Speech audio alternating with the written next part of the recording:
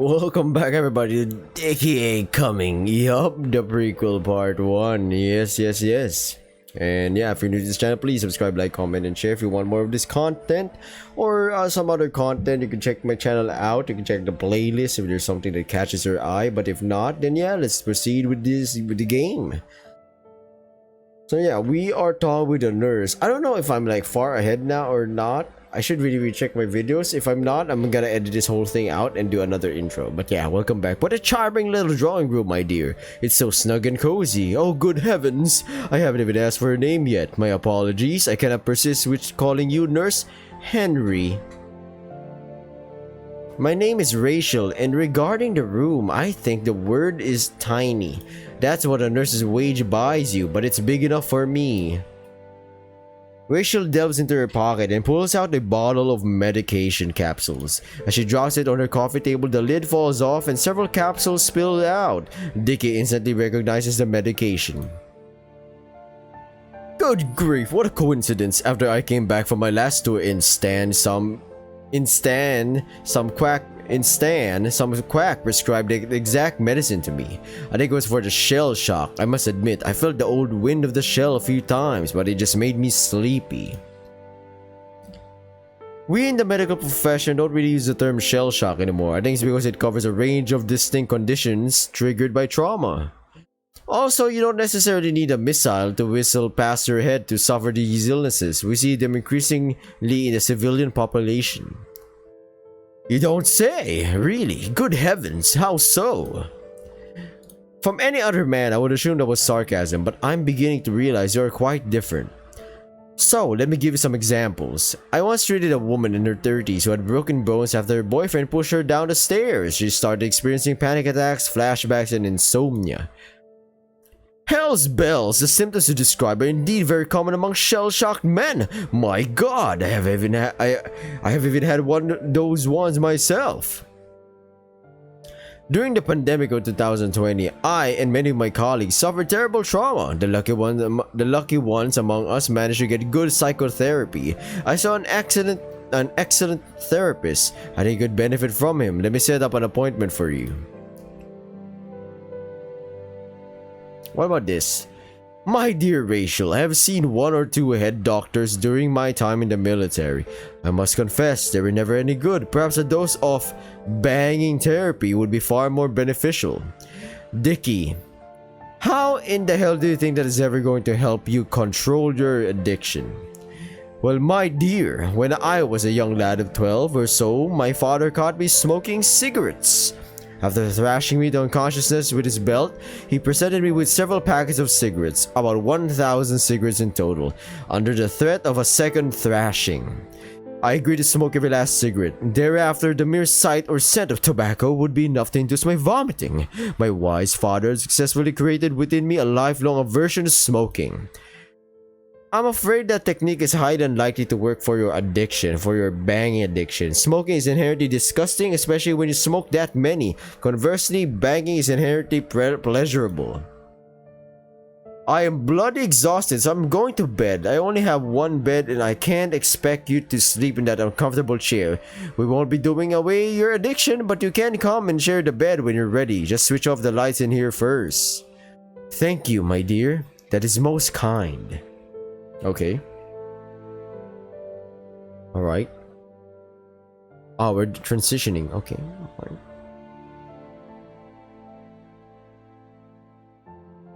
Dickie quietly enters Rachel's bedroom and addresses from the foot of the bed. He observes she seems to be asleep under the bed covers. The unoccupied half of the bed has no covers. The window is wide open, letting in a chilly breeze.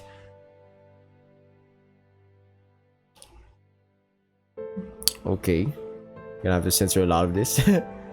Ew. Fucking hell, Dickie. What the hell do you think you're doing? My apologies. It is rather chilly without a bed cover. That's no excuse for you to thrust yourself on me. I can feel your effing ding dong against my bing bong. Get out of my bed. Damn it, Dickie, I am sending you for therapy. You really need it. God. Okay. Ew, what the hell? Who is this sniveling dude? Tristan Tate? Jordan, my dear, what is wrong? Why are you crying? Again? I just witnessed a blackbird pulling a worm out of the earth before devouring it. Tammy, my love, nature is so beautiful and yet so bloody brutal. Nature will kill us all. Life is so tragic. I know, dear, but please cheer up now. Your next patient has arrived.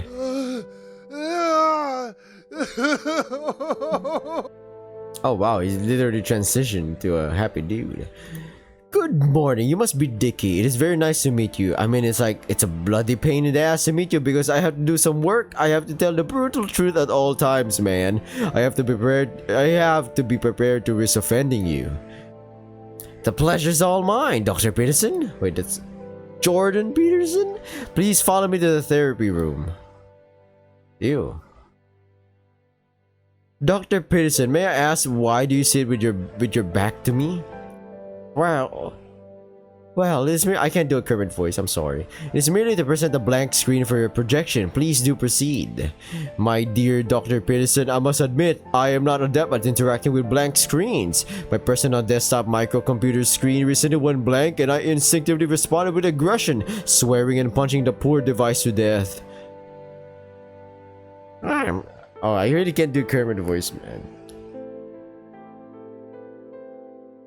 Well then, perhaps you would feel more comfortable expressing yourself to my amphibian friend here. His name is Kermit. I regret my talent for impressions is limited, but I will attempt to do his voice.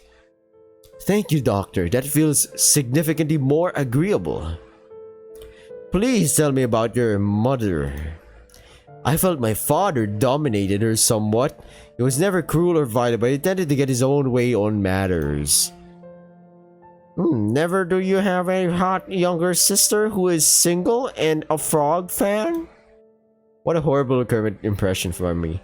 Good heavens, I'm not convinced this line of questioning is relevant. My sincere apologies. Clearly it was premature to have the AQ chip implanted into Kermit. Your father needed to be a monster, but he did it in a dysfunctional way. Clearly his shadow was not properly integrated. It was skewed. It is true, my father's shadow was deformed. That was due to the rickets that had ravaged his bones. His shadow naturally mimicked the shape of his body. The shadow to which I refer is not literal. It is a part of your father's psyche. Oh, I see. Please forgive my ignorance, Dr. Peterson. Why are you being so agreeable? I think you witnessed your father's aggression and decided to push your own aggressive impulses down, repressing them into your shadow. We need to fix that. You have been living in your mother's basement too long, man. You need to clean up your bloody room. Please sit up for a moment. What he means by shadow, if you know any a little bit of psychology, I don't know, just search it up. You know, something like persona. Shadow is like the repressed deep part of our psyche. You know, in which a bad version of us, you could say, a persona, an opposite of a persona, which is what you think you are, is your shadow. I might be wrong. Somebody just search it on Google. Okay, you're sitting up. Oh my god, he slapped the bloody dickens off me. Do you feel any aggressive impulses rising to the surface? I cannot say that I do, Doctor. How about now? I fear not, sir. Come on, Dickie, you need to get in touch with your inner monster. You need to be dangerous. Let's bloody well do this.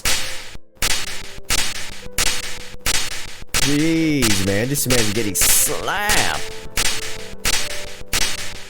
Oh my goodness. Sorry, it stopped. I like out-tabbing stuff.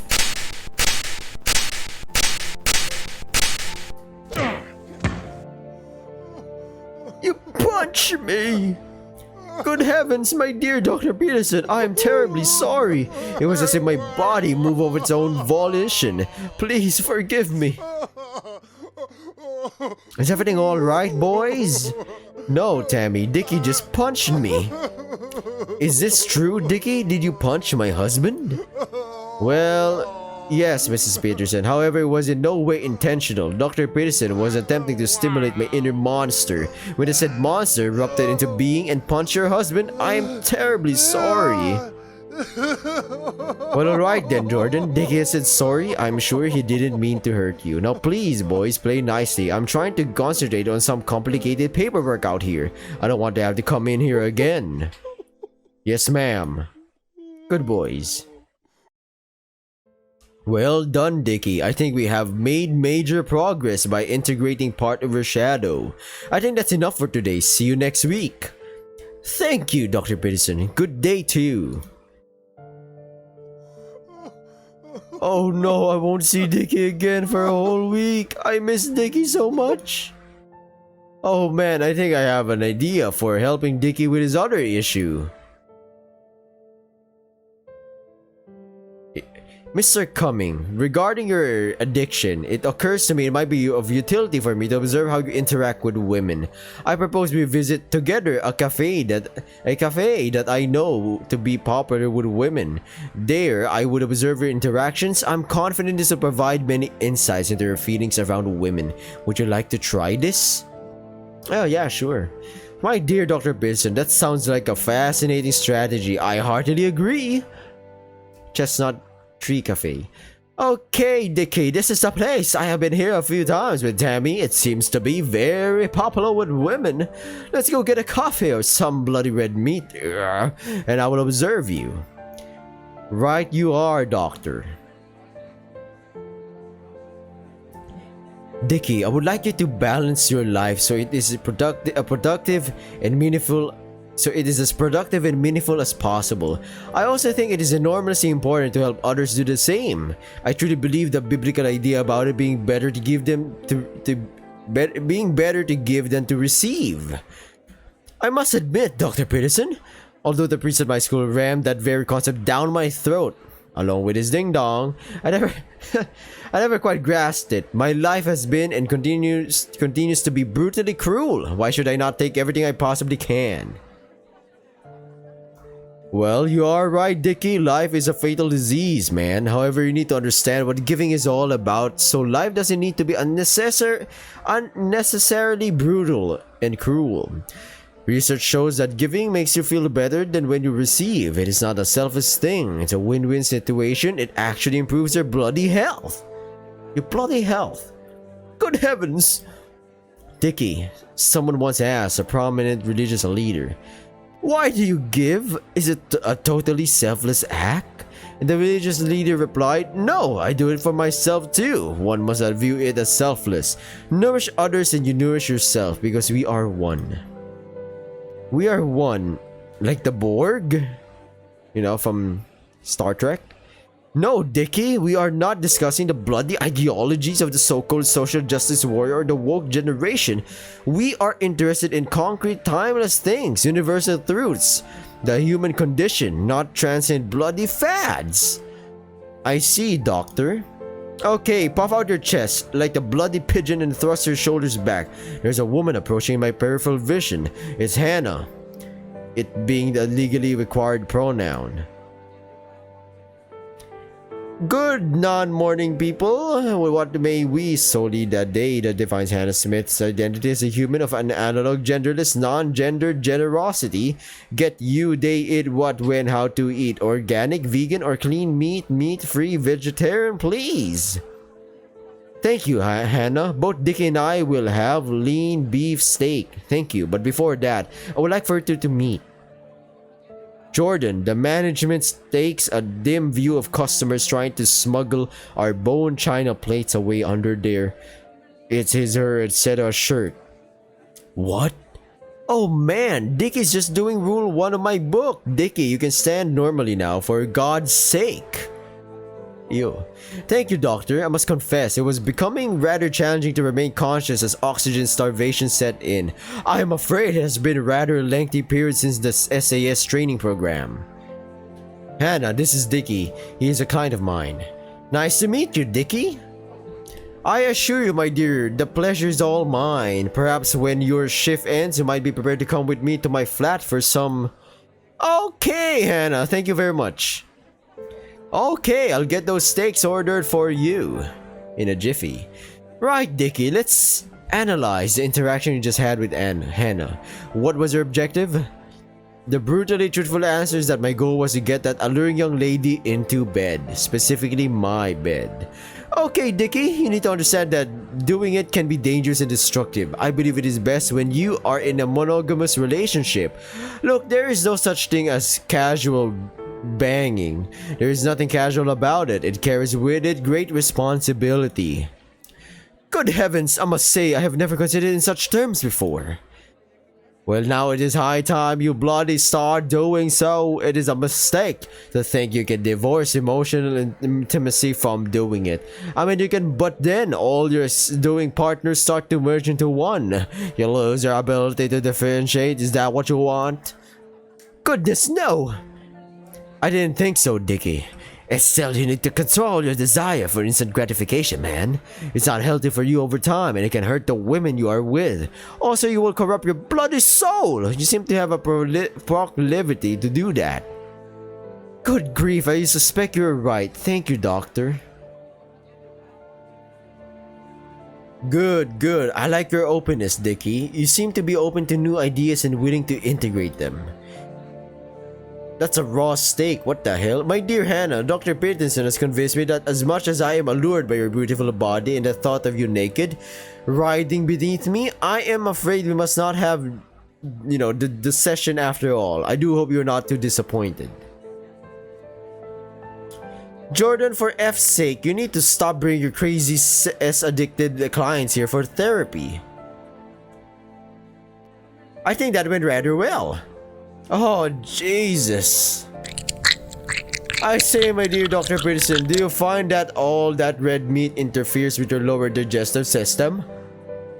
Yes, it bloody does! My sphincter muscles have had to get so bloody strong I could push a baby elephant out of my ass. Now listen to me, Dickie. I think you are sick. Good heavens, am I? I must say, I feel as fit as a fiddle. Do you suspect the affliction is terminal? For too long, therapists have been telling patients they are fine just the way they are. Well, not only is that unhelpful, it's an outright bloody lie. Frankly, you are all kinds of screwed up. You don't say. Really? Is there any treatment, doctor? Possibly. I think you need some desensitizing therapy. It's similar to flooding therapy. We need to confront the subject of addiction or addicting personality to such a degree that you experience an ego death. Goodness, that sounds rather radical. I'm afraid it is, but in tough cases like yours, we need radical treatments. There's a massage parlor a few miles from here that I've used to treat patients with your problem before. We need to go there right away. F6, Jordan, you're not taking another patient to that massage parlor, are you? I'm starting to think maybe you are the one with the problem. Please, Hannah, this is supposed to be a confidential consultation. And to answer your question, yes, we are going to the massage parlor. It is the most appropriate intervention for Mr. Cummings' particular pathology. Our aim is to bring about an ego death. Whatever. Oh, kid. Hey, kids, stop living in your mother's basement. Grow the hell up and clean your room. Yes, sir, I will. Right, Dickie, this is it. I'm here merely to support you. It is much like the time I had to accompany a patient to a slaughterhouse and then on to a funeral parlor. I find it somewhat distasteful, but it was of enormous utility to the patient. I must say, Dr. Peterson, this is a most agreeable room. It seems perfectly suited to receiving a massage. I will wait in the reception area. In due course, the first woman will be in to greet you. First woman, so there'll be more. Right, you are. Okay, this is a bang. Yup. Hello, honey. My name is Candy. Are you ready to do this? Oh, rather, I must admit, I have been experiencing some stiffness. I wonder if we might concentrate on that area. Sorry. That's what I'm here for, honey. Why don't you slip your clothes off and get on the bed? Certainly, my dear. Ew, that's a disgusting backside, man. You will need to lie on your back so I can reach your stiffness. Truly, but the stiffness is located at the top of my...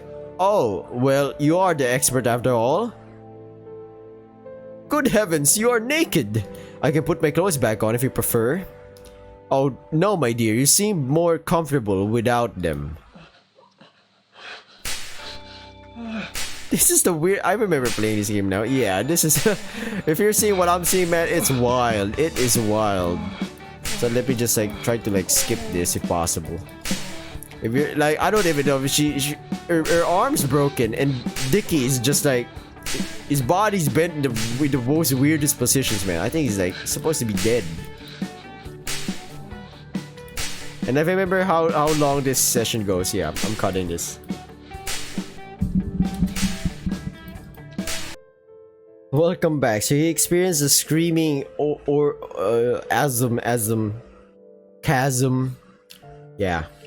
Candy, my dear, I must say that was the most extraordinary massage therapy I've ever experienced. Despite my initial doubts, I cannot deny that my back stiffness seems to be completely cured. It's a miracle. Say, are you a registered practitioner of the NHS? Aha, I am afraid not. This is strictly a private service. Well, that is a shame, but I suggest you consider this sharing your expertise and techniques with the NHS. I dare say many patients could not afford to see you privately. Oh my god, you weren't kidding about the NHS thing, were you? You were serious. I think that's an N, yeah. Of course, my dear, a service such as that provided by you could... Ew. Okay, Dickie, this marks the end of the initial stage of the intervention. Please tell me how this might have altered your perception of doing it. Casually. To be frank, Dr. Peterson, I must thank you for uncovering this rare and precious gem.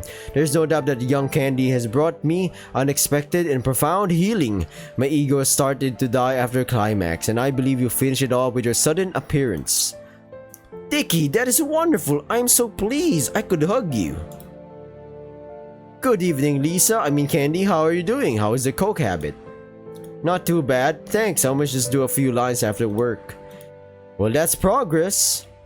Okay, Dickie, you've taken a big leap forward, but we need to push forward and really ram it home. That's where the flooding comes into its own. Oh, damn. Please send in the next lady. Good heavens! Dr. Peterson, how many girls am I expected to see? I will need a cock splint before long. We will keep going till your ego is fully died and your addiction is cured. Some considerable time later... Alright. Are they done? Effing hell, Jordan, where did you find this guy? He's insatiable. We're never going to break him. Come on, ladies, let's get out of here before one of us dies of exhaustion.